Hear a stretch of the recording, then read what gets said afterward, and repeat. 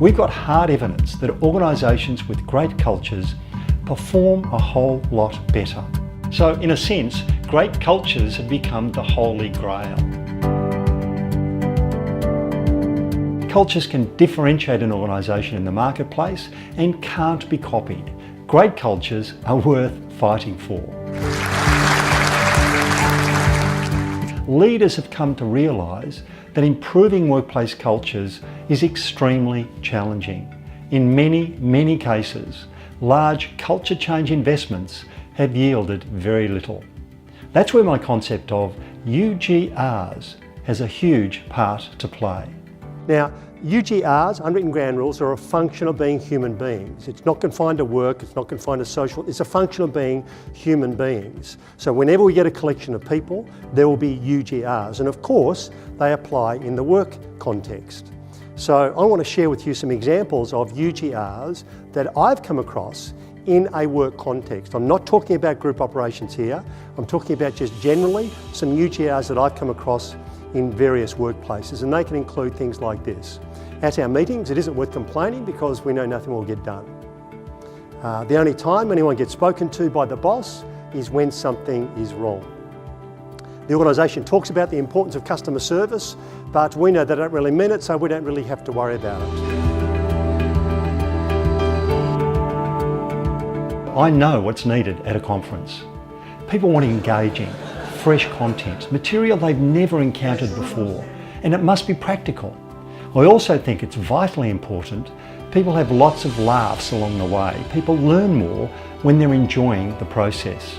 Even in a shorter keynote presentation, there must be interaction and opportunity for people to explore how the ideas I'm sharing can be applied in their work context. I said, David, did you want to say something? And he said, yes, I did, Steve. He said, I thought I'd better let it be known to you and the rest of the group that during the filming of Hotel Adelphi, I was the managing director. He was Eileen's boss and never appeared on the video. And I wish there had been a camera on the audience, because if my presentation had been boring up to that point, I can just see the audience, they're going, how good's this? The examples I've given you of UGRs are mostly negative. That's not the case with UGRs. If you're in a positive team right now, it follows by definition that there are positive UGRs. It follows.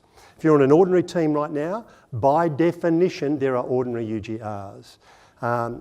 We're human beings, we'll inevitably get a mix. Maybe the biggest question I can put to you is this: are our current UGRs a function of luck or chance, or are they by design?